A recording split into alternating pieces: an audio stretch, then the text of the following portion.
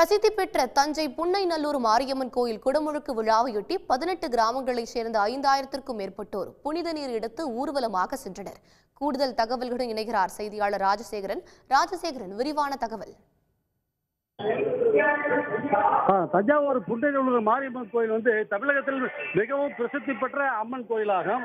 இந்த அம்மன் கோயில 21 ஆண்டுகளுக்கு பிறகு வர 10ஆம் தேதி காலையில குடமுழுக்கு நண்டீர் ஆட்டு விழா நடைபெற உள்ளது.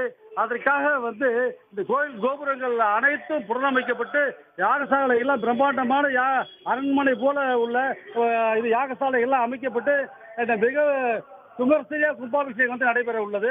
அதுக்காக இன்று அந்த புனித நீர் அந்த குட ஊர்வலம் என்று காலையில் நடந்தது.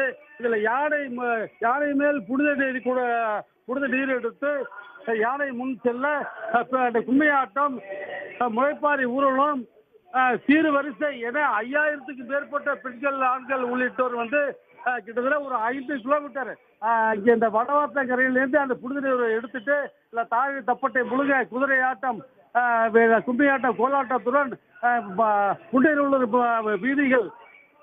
கிராம வீதிகள் முழுக்க வந்தது.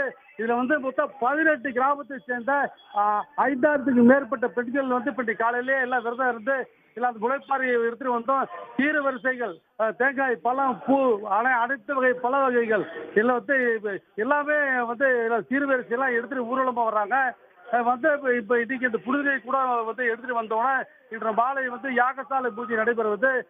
தொடர்ந்து யாகசாலை பூஜைகள் நடந்தோன்னா 10ஆம் தேதி காலையில 9லேருந்து 10:30 மணிக்குள்ள குடமுழுக்கு நண்டீராட்டு திருவிழா மிகவும் விமர்சையா கோலாகலமாக நடைபெற உள்ளது. இதற்காக இந்து சமய அறநிலைத்துறையும் தஞ்சாவூர் அரண்மனை தேவஸ்தானமும் மிக விரிவான ஏற்பாடுகளை செய்துட்டு வராங்க. விவரங்களுக்கு நன்றி ராஜசேகரன்.